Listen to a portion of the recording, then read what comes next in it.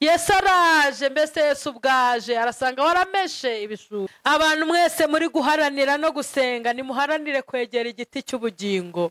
Urasabwa kumesa ibishura, kuko ngo hanze y'iryo juru hazaba abarozi. Ndabaramukije mwese, mumeze neza? Turashima Imana. Amahoro y'Imana bane namwe. Nukuri nawe muhorane. Ndumva tugiye kuganira, ariko ndumva hari indirimbo ifasha, ariko mbere yuko turirimba reka dusenge. Amen. Nyagasani Imana yacu turagushimye, turaguhimbaje, tugushimiye kuri umubyeyi mwiza. Izina ryawe nirihabwe icyubahiro, ryamamare mu mahanga yose. Mwami Imana, tuguciriye bugufi, tweze utubabarire gukiranirwa. Amaraso Yesu Kristo tubonekeho, utwemerere Mwami, duce bugufi ushyirwe hejuru. Amahoro yawe aganze muri twe.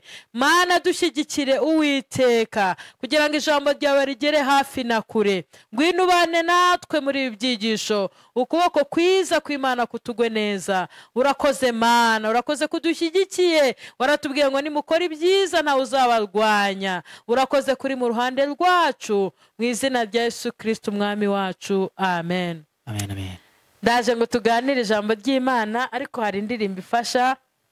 Munyemerere tubanze tuyiririmbe, hanyuma twumve n'ijambo. Iravuga ngo ubu turi abana b'Imana, cyangwa se ubu turi ku iherezo. Ndayiririmba, ntago nkunda kugira ijwi cyane, ariko Imana iradufasha, dufatanye turirimbira Imana. Amen.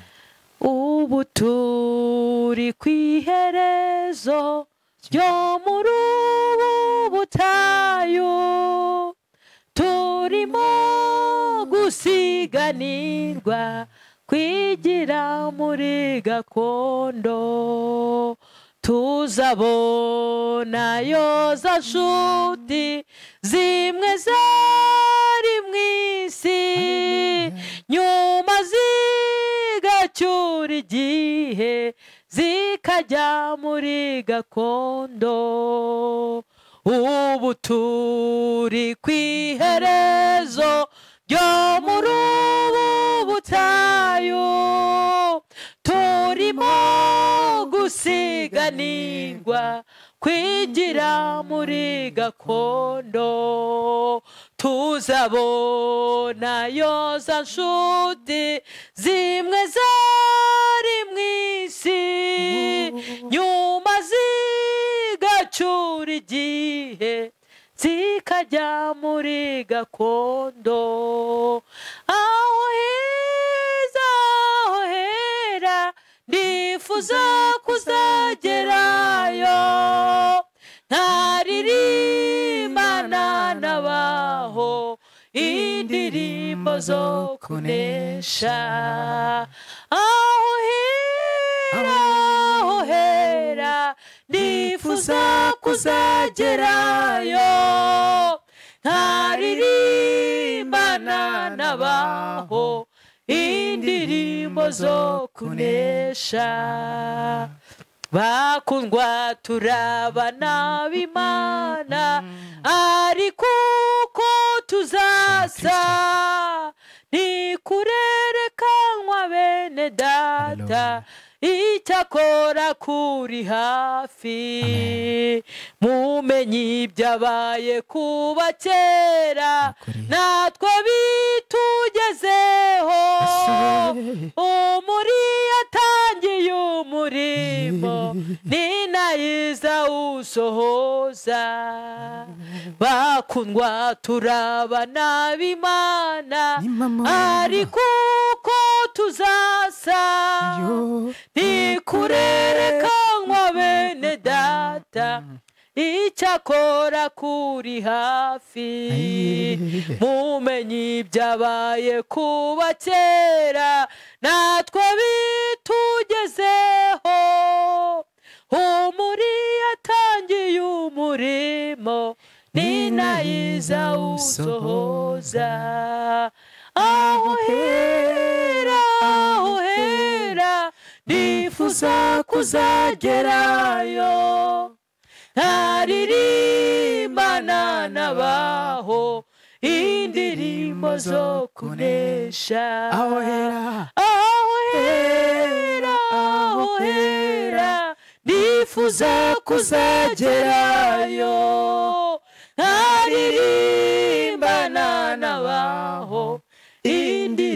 indirimbo zo kunesha. Twongere aheza aho hera, aho hera, nifuza kuzagerayo, ntaririmbana n'abaho indirimbo zo kunesha.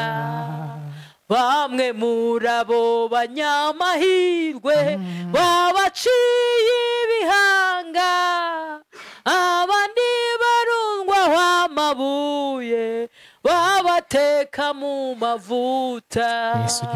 Babonaga irembo riri hafi, ndetse gutabarwa kwabo kwari kubasatiriye cyane, umukiza bari hafi. Bamwe muri abo banyamahirwe babaciye ibihanga, abandi barundwaho amabuye babateka mu mavuta. Babonaga irembo riri hafi, ndetse gutabarwa kwabo kwari kubasatiriye cyane, umukiza bari hafi. Aho hera, aho hera, nifuza kuzagerayo, ntaririmbana n'abaho indirimbo zo kunesha. Aho hera, aho hera, nifuza kuzagerayo, ntaririmbana n'abaho indirimbo zo kunesha. Aho hera, aho hera, aho hera, nifuza kuzagerayo, ntaririmbana n'abaho indirimbo zo kunesha. Aho hera, aho hera, aho hera, nifuza kuzagerayo, ntaririmbana n'abaho indirimbo zo kunesha. Haleluya, haleluya. Imana ishimwe, haleluya. Imana ishimwe. Muririmbye rero ngo ubu turi ku iherezo ryo muri ubu butayu, turimo turasiganirwa, haleluya, kwigira muri gakondo. Imana ishimwe ngo tuzabonayo abera. Hari abera badutanzeyo, tuzabonayo za nshuti zimwe zari mu isi, nyuma zigacyura igihe zikajya muri gakondo. Haleluya, haleluya. Abakozi b'Imana, umuririmbyi yamfashije cyane, hava ngo bakundwa ubu turi abana b'Imana, ariko uko tuzasa ntikurahishurwa, ariko icyakora Yesu naza tuzasa nawe. Haleluya, haleluya. Imana ishimwe ngo bamwe muri abo banyamahirwe babaciye ibihanga, abandi babarundaho amabuye, abandi babateka mu mavuta, ariko ngo baritegerezaga bakabona irembo. Haleluya, bakabona irembo riri hafi, kandi gutabarwa kwabo ngo kwari kubasatiriye, umukiza bari hafi. Imana ishimwe. Nshuti zanjye bakundwa, turi abana b'Imana. Urwandiko Yohana yanditse rwa mbere igice cya 3 umurongo wa 3, bakundwa ubu turi abana b'Imana, ariko uko tuzamera ntikurahishurwa. Icyakora icyo tuzi nuko Yesu niyerekanwa tuzasa nawe, kuko tuzamureba uko ari, kandi ufite ibyo byiringiro muri bo yiboneze nk'uko waboneye. Bakundwa turi abana b'Imana, bana b'Imana. Haleluya, haleluya, haleluya. Imana ishimwe. Turi abana b'Imana, kandi uko tuzasa ntikurahishurwa, ariko icyakora Yesu naza. Yesu araje, bakozi b'Imana. Yesu araje, Yesu araje, Yesu araje, Yesu araje. Yemwe bari kurenganirizwa ubutumwa bwiza mwe, Yesu araje. Nimuhumure, simwe ba mbere. Abana b'Imana nimukomere, Yesu araje. Izina ry'Imana rihimbazwe. Ndashaka ko bantu b'Imana, bana b'Imana, Imana ibaha gukomera, Imana ikabaha imbaraga zo guhamya ibyo mwizeye, kandi mukemera kubirenganyirizwa, kandi mukamenya ko mutegereje, mukamenya ko mutegereje ko umwami wacu aje kandi ari bugufi. Araje ntazatinda, hazaza ntazatinda, niko umuririmbyi yaririmbye. Mbese ubwaje aragusanga he? Yesu araje, Yesu araje, Yesu araje. Imana ishimwe. Dusome mu byahishuriwe Yohana igice cya 22 umurongo wa 12. Haleluya, haleluya. Byahishuriwe Yohana 22 umurongo wa 12 avuga ngo dore ndaza vuba nzanye ingororano kugira ngo ngororere umuntu wese ibikwiriye ibyo yakoze. Ndi Alufa na Omega, uwa mbere n'uwa nyuma, itangiriro n'iherezo. Hahirwa abamesera ibishura, Imana ishimwe, hahirwa abamesera ibishura byabo kugira ngo bemererwe kwegera cya giti cy'ubugingo, kandi banyure mu marembo binjire mu rurembo. Hanze hazaba imbwa, abarozi, abasambanyi, abicanyi, abasenga ibishushanyo, n'umuntu wese ukunda kubeshya akabikora. Imana ishimwe. Yesu araje, dore ndaza vuba, nje vuba nzanye ingororano kugira ngo ngororere umuntu ibikwiriye ibyo yakoze. Yesu nibwo butumwa azanye, arimo aratubwira ngo araje, kandi araje ntazatinda. Imana ishimwe. Ndumva mbasaba ngo mwitegure, mwitegure. Kristo araje gutwara itorero, Kristo araje gutwara umugeni we, hazaza ntazatinda. Haleluya, haleluya. Harakubwira ngo wowe bitegure, wezwe, umeshe ibishura byawe, ubimesere mu maraso y'umwana w'intama w'Imana. Imana ishimwe. Uri kumesa ibishura, uri kumesa imyenda yawe, mbese urejejwe, mbese uratunganye. Abonekera Yohana ari ku kirwa cyitwa Patimo, amuha amagambo akomeye nk'aya ngaya. Arimo amagambo akomeye, ariko ageze muri iki gice cya 22 haravuga ngo bwira abantu ko nje vuba. Ashobora kuza uyu munsi cyangwa akaza ejo. Mbese uriteguye? Dore ndaza vuba. Yesu araje, Yesu araje, Yesu araje. Yesu araje guhemba no guhana. Yesu araje. Mbese Yesu ubwaje arasanga warameshe ibishura. Hahirwa abamesera ibishura byabo kugira ngo bemererwe kwegera cya giti cy'ubugingo. Haleluya. Abantu mwese muri guharanira no gusenga, nimuharanire kwegera igiti cy'ubugingo. Nimusengere ubugingo bwanyu, mureke dusengere ubugingo bwacu. Duharanire kwegera igiti cy'ubugingo.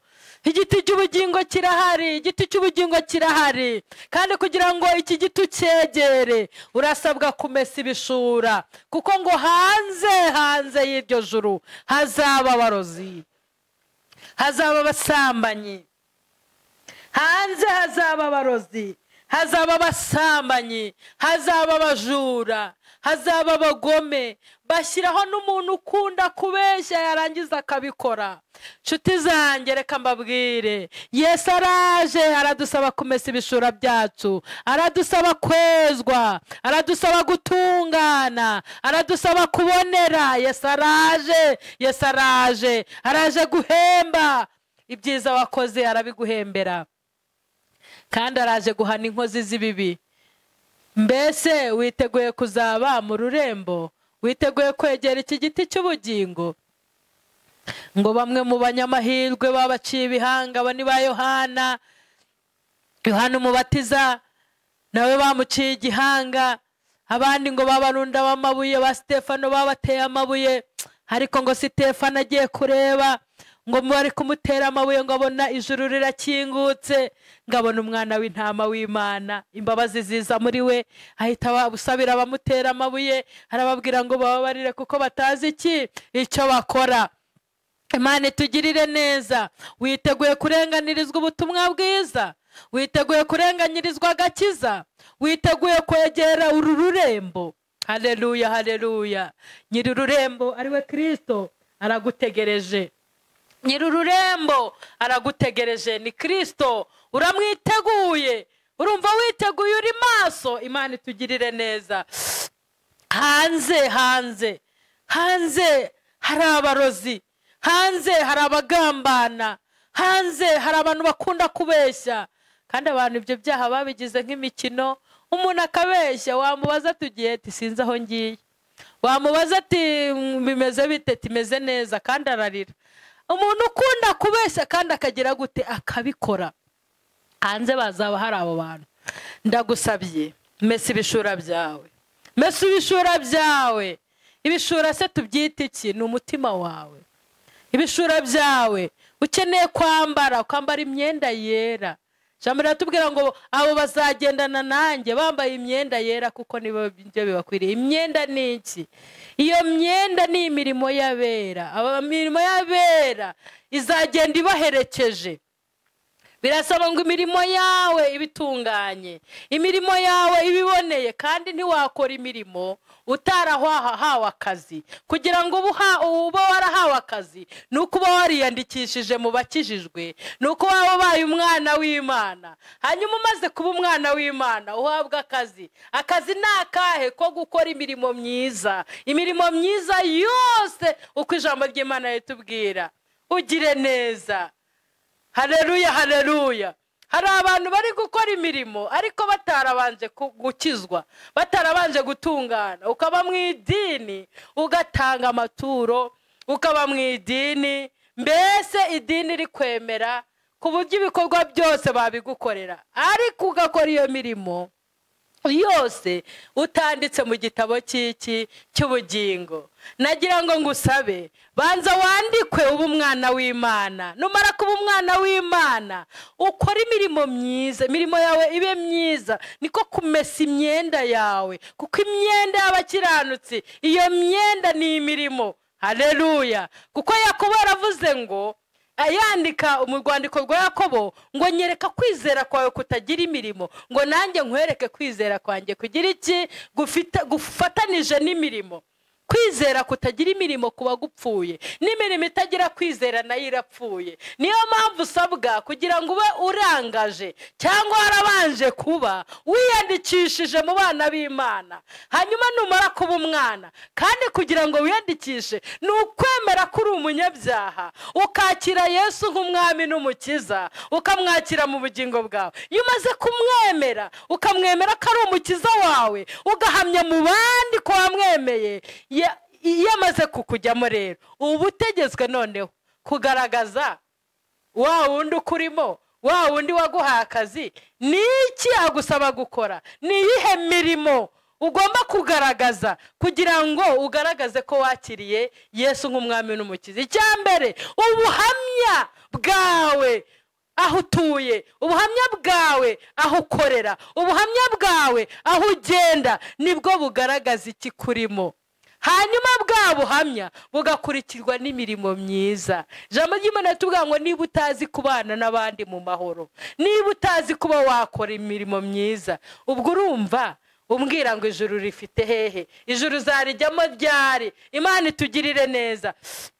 Hanyuma Yohana we arimo avugana na Yesu, kuko ni wamwiyeretse, arimo amubwira ngo ndi Alufa, ndi Omega, ndi itangiriro kandi nkabiherezo. Mwibuke neza ko mwitangirira ijambo ritubwira ngo Imana yavuze ngo tureme umuntu ase natwe, kandi ijambo rikatubwira ngo mbere na mbere hariho Jambo, Jambo yahoranye n'Imana, kandi Jambo yari Imana. Bishatse kuvuga iki rero? Imana yacu ni Imana mu butatu, ni Imana Data wa twese, ni Imana Umwana, ni Imana Umwuka Wera. Ni nayo mpamvu Imana yavuze ngo tureme umuntu. Yabibwiye nde? Niyo na Kristo n'Umwuka, imwe mu butatu. Haleluya. Iyo Mana rero iyo yakiriye, iyo wamaze kuyemera ikinjira mu mutima wawe, usabwa, utegetswe kugaragaza imirimo myiza n'ubuhamya bwiza bw'uko wakiriye iyo Mana. Niyo mpamvu ijambo ritubwira ngo abamwemeye bose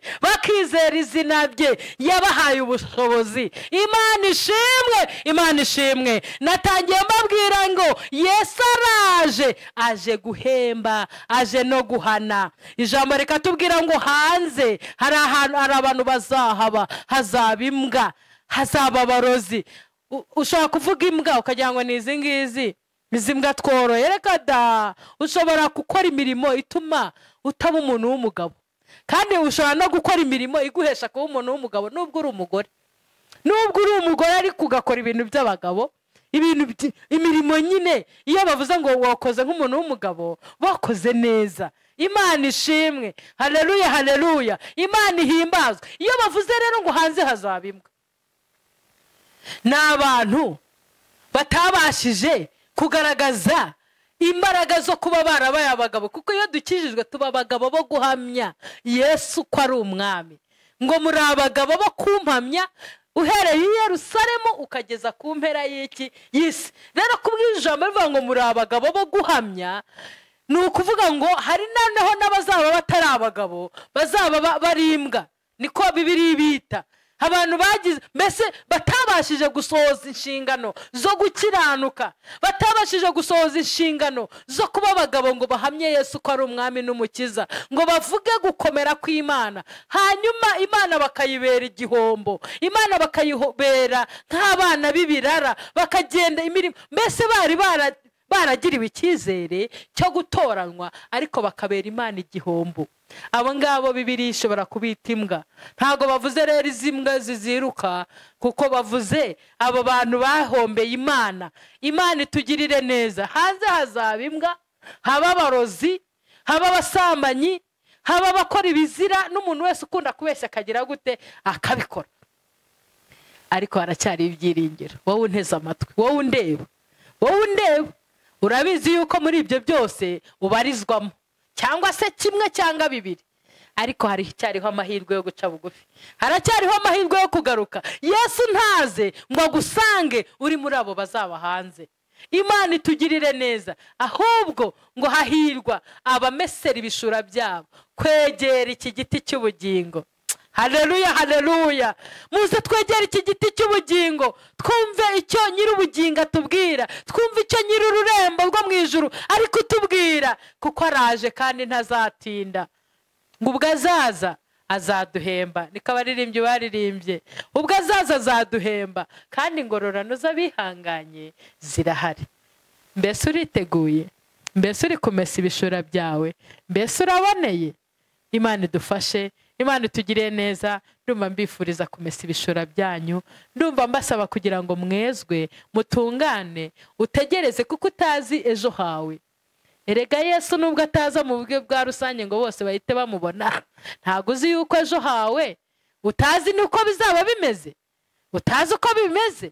Ushobora kujya kubyuka ugasanga byarangiye, ushobora kugenda mu muhanda ugasitara.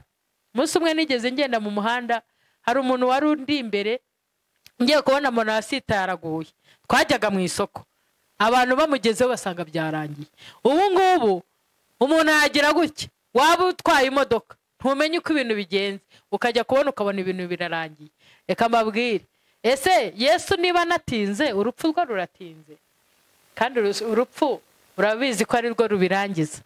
Rero nagira ngo mbabwire ngo umuntu wese niyitegure, amese ibishura bye, yezwe, atungane, imirimo yawe izagenda iguherekeje ibe myiza. Twakire neza ijambo ry'Imana. Reka dusenge Imana. Imana idushoboze kwezwa, Imana idushoboze gutegereza. Nyagasani Imana yacu, izina ryawe niryamamare, nuhimbazwe. Umuririmbyi yuzuye umwuka wera arahimba, aravuga ngo ubu turi abana b'Imana, ngo kandi uko tuzasa ni kurerekanwa, ngo ariko icyakora Yesu naza tuzasa nawe kuko tuzamureba uko ari. Izina ry'Imana rishimwe.